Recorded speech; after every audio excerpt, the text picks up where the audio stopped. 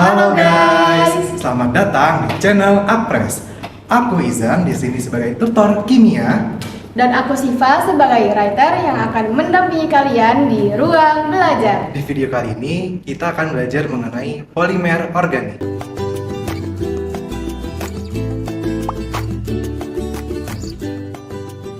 Oke, selamat datang teman-teman.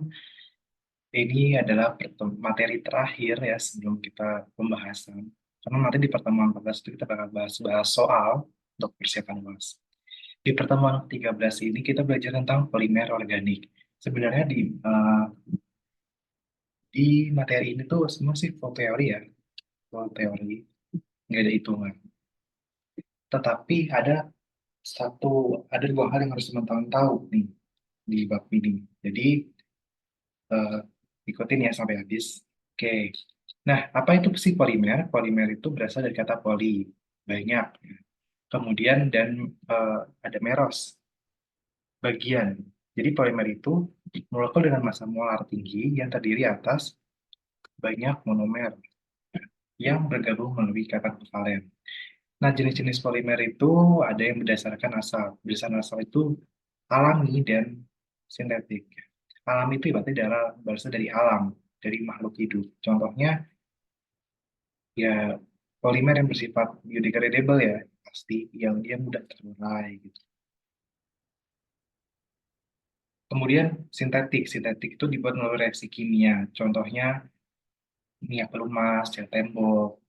Nah, kemudian di sini ada yang berdasarkan struktur homopolimer dan copolimer. Homopolimer dibuat dari satu jenis monomer. Contohnya apa? Polistirena. Polisti, oke, polistirena. Nah, dan copolimer ini campuran lebih dari satu jenis monomer. Contohnya nilon, oh ya, nilon, bakelit. Nah, copolimer sendiri, jenis-jenisnya ini ada tiga, yang secara linear, bercabang, atau bertaut silang. Contohnya, bertaut silang ini DNA ya, DNA itu bertaut silang. Kemudian berdasarkan ketentuan terhadap uluran. Ada yang serat, plastik, dan elastomer. Polimer dengan struktur yang tidak teratur atau amorf lebih tahan uluran daripada polimer yang strukturnya teratur. Kemudian di sini ada contohnya ini, serat. Contoh dari serat itu apa sulfranilon dan dacron. Contoh plastik, di sini ada yang secara sintetik. Bakelit, PE. PE ini polietilena ya. PE ini polietilena. PP, poli, propilena.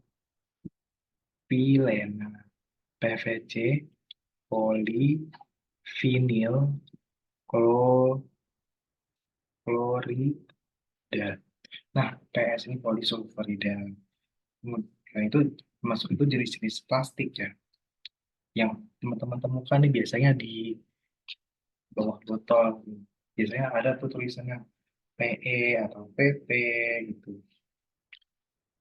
Kemudian alami poli 3 hidroksibutirat, poli 3 hidroksivalerat, ya.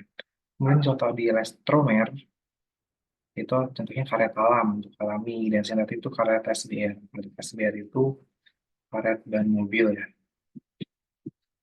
Nah, kemudian berdasarkan pertahanan kalor.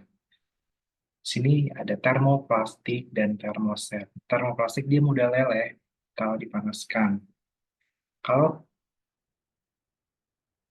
termoset dihasilkan material tak terleburkan yang nggak bisa dileburkan yang keras dan nggak bisa meleleh. Contohnya ini bakelit, melamin. Kalau termoplastik, polietilen, PVC. Nah, di sini ada reaksi polimerisasi. Nah, reaksi polimerisasi ini sering banget keluar di soal esai. Ya, soal esai, UAS. Tuh, keluar. Biasanya itu di sekolah di soal nomor 5. Ya, nomor 5. Polimer ada. Reaksi polimer itu ada yang adisi dan kondensasi. Kalau adisi ini tidak ada atom yang hilang, lazim melibatkan rantai radikal bebas, produknya berupa polimer. Tadi ini stirena menjadi polistirena. Stirena ini memiliki ikatan rangkap, kemudian dia mengalami reaksi adisi menjadi ikatan tunggal. Ya. Nah, itu reaksi adisi.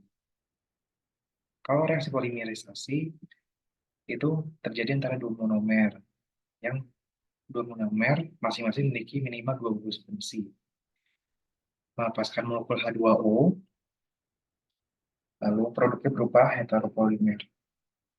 Contoh contoh polimer reaksi kondensasi itu polyester atau poliamida. Kalau teman-teman mau tahu reaksi polimerisasi kayak gimana, nih contohnya kayak gini ya. Kita coba tulis di sini aja. Misal di sini ada ya, contoh reaksi kondensasi. Di sini misal ada monomer.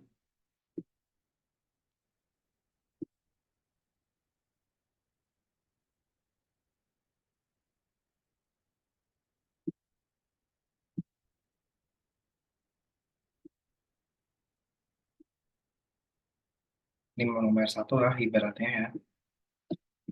Nah, ini kemudian ini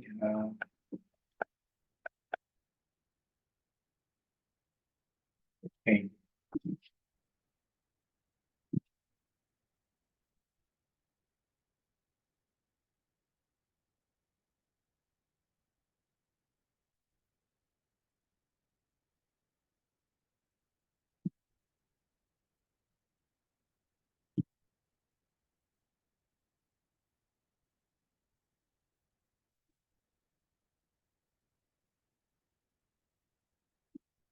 Ini monomer satu, ini monomer dua. Kita membentuk sebuah polimer. Gimana caranya? Coba lihat di sini. Di sini ada OH. Ya. Di monomer satu itu ada OH. Ada OH, ini juga ada OH, ada OH. Nah, si OH-nya ini dia itu akan putus. Ya, dia akan putus. Dia akan putus. Nah, jadi dia udah nggak ada lagi di sini. Memutus.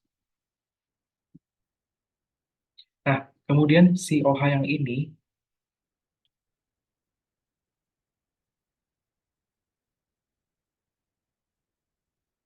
oke, sebentar. Ini tadi kan ada OH ya. Oke, oke. Nah, ini kan ada gugus OH. Ada gugus COH.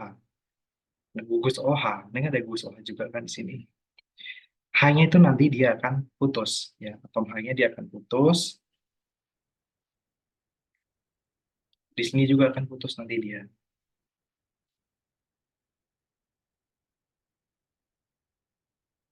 Jadi sisa COO. Di sini juga COO.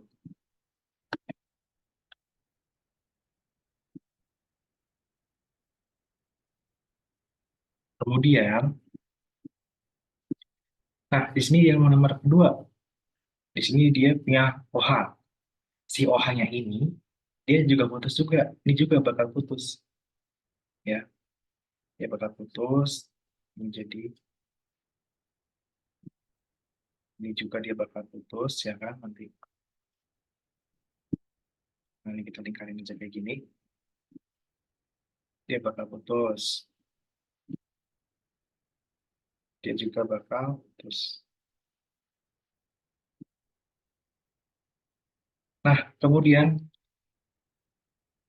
hmm, nah, kemudian si monomer satu sama monomer dua bergabung nih. Nanti dia jadi COO bergabung sama si CH2 ini.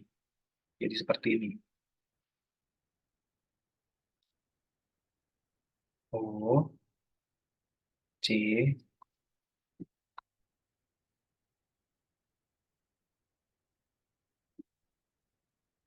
C, O, O, C. Dua.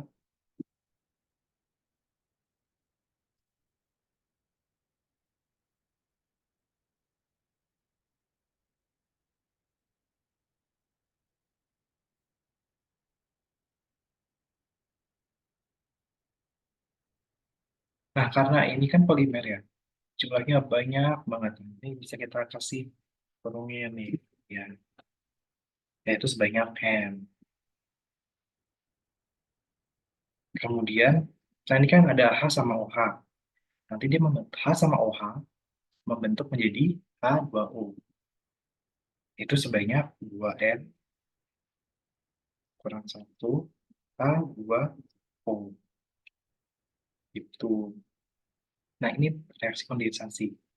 Nah, kalau teman-teman lihat di sini juga, di sini ada gugus fungsi apa, teman-teman? CO dan O. Ini termasuk gugus ester. Jadi, polimer ini membentuk sebuah ikatan apa ini? Poliester. Nah, ini itu ikatan poliester. Tadi contoh-contohnya dari polimer kondensasi itu ada poliester dan poliamida. Kemudian di sini ada tentang modifikasi polimer. Modifikasi polimer ini bertujuan untuk mendapatkan sifat polimer yang sesuai dengan kebutuhan. Contohnya di sini kopolimerisasi itu proses pencampuran lebih dari satu jenis monomer, baik adisi maupun kondensasi. Ya, contohnya itu pembuatan karet SBR. Lalu menambah atau mengubah gugus fungsi, yaitu terjadi pada pengubahan PVC menjadi PVDC yang telah suhu tinggi, kemudian pertautan silang atau cross-linking, yaitu terjadi pada vulkanisasi karet ya, vulkanisasi karet alam, agar struktur karet lebih keras dan dapat kembali agar dapat kembali ke bentuk semula setelah diulur.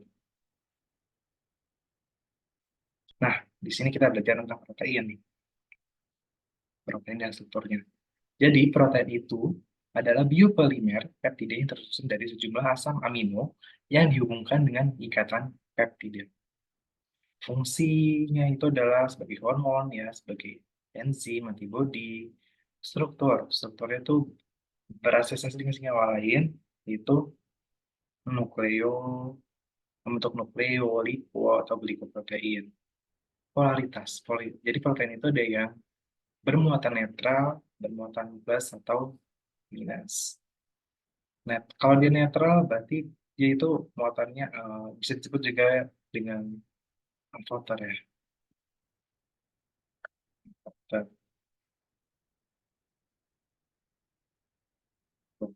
Nah, strukturnya gimana?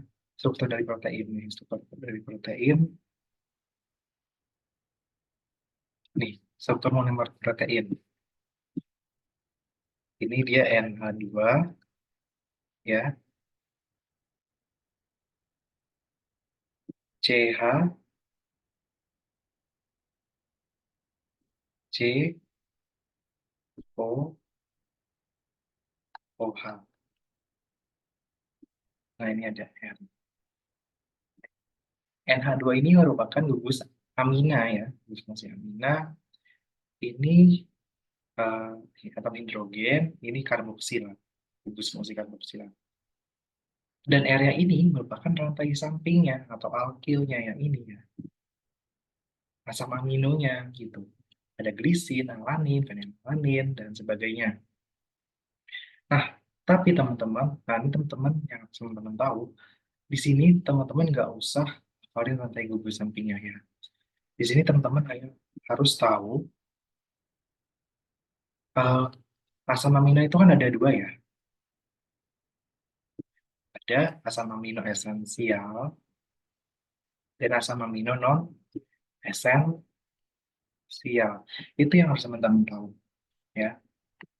Jadi teman-teman nggak usah tahu, nggak harus tahu strukturnya, struktur gugus sampingnya. Dan teman-teman tahu mana yang esensial dan non esensial dari asam amino ini.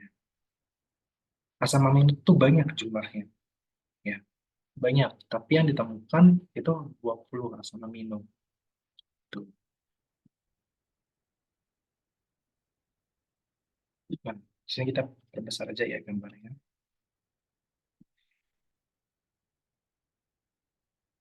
Nah, ini yang kadang suka keluar di soal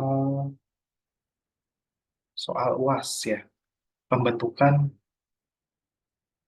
pembentukan protein ya, pembentukan asam amino antara asam amino, terus teman-teman coba cari mana yang ikatan peptidanya itu. Di sini misalnya, contohnya ada soal buatlah sebuah polimer, buatlah sebuah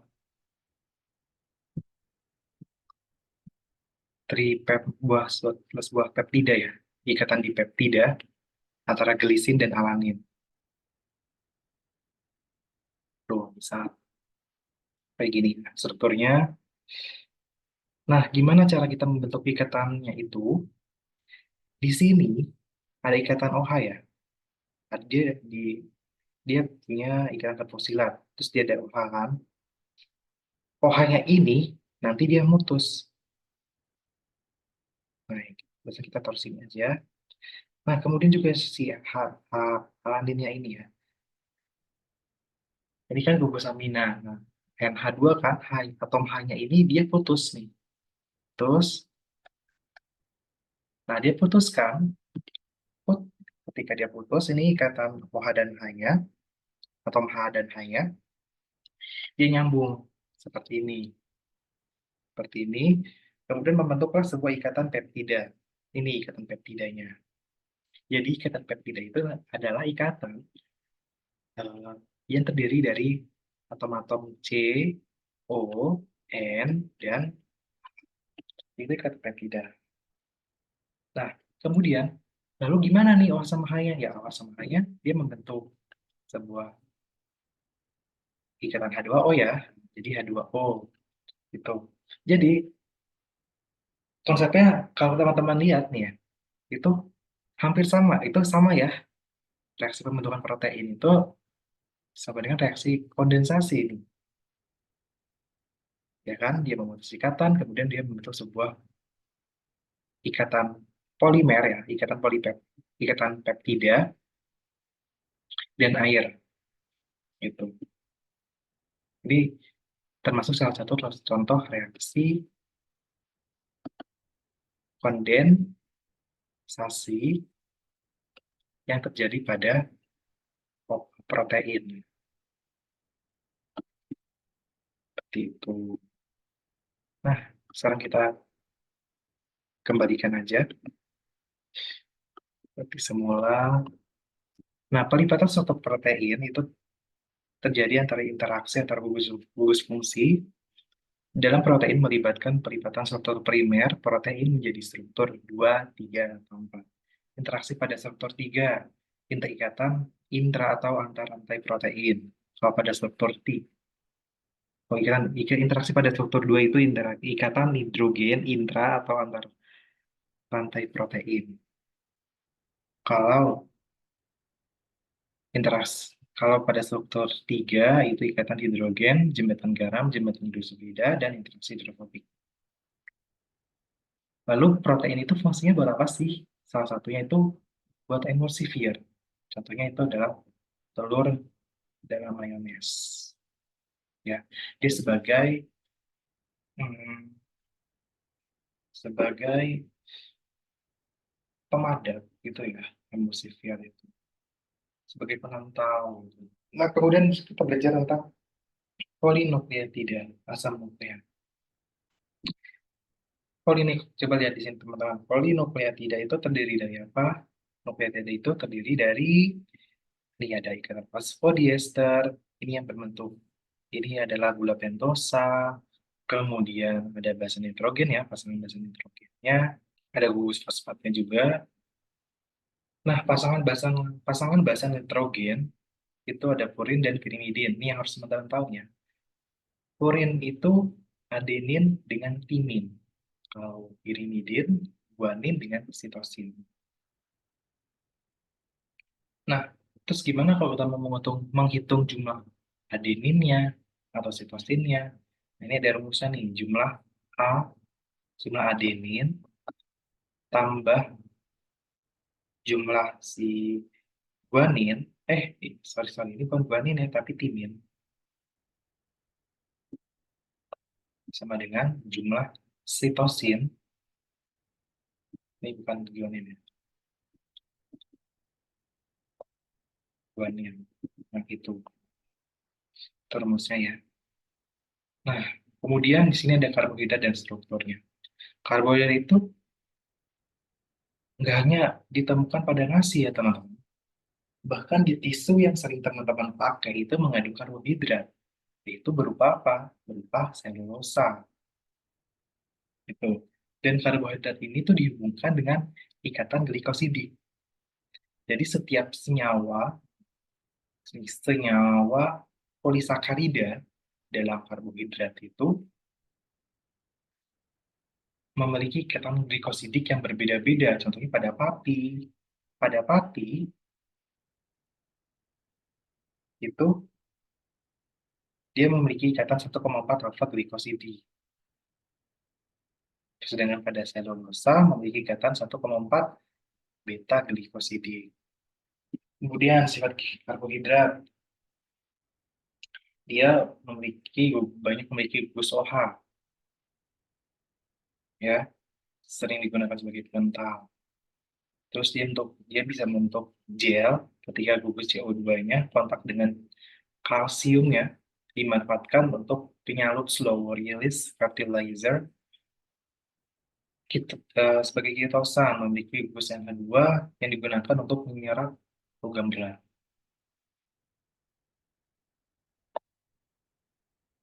Nah, oke. Jadi sebenarnya di bab ini itu nggak terlalu banyak hitung-hitungan ya, malah nggak ada hitung-hitungan di bab ini, semua teori semua. Di bab ini ada dua hal yang harus teman-teman tahu, yaitu tentang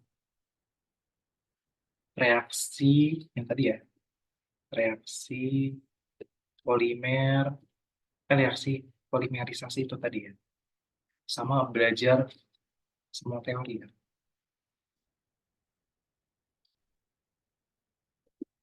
Itu sih tips untuk di bab ini. Karena sayang banget ya kalau kalian nggak bisa jawab bab ini satu soal kelewat, itu sayang banget. Itu tips untuk bab ini. Pokoknya semua gambar, semua tulisan yang ada di PPT kuliah ya, itu kalian pelajari benar-benar tuh. Kadang-kadang suka keluar di soal PG, di soal esai ini biasanya reaksi polimerisasi itu suka keluar.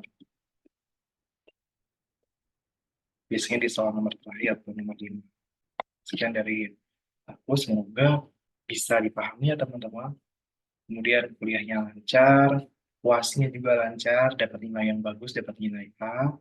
Oke, sekian dari aku. Terima kasih. Terima kasih dan sampai jumpa. Sekian video pembelajaran kita kali ini. Semoga bermanfaat. Jangan lupa like, comment, and share ke teman-teman kalian. Semangat belajar and see you on the next video.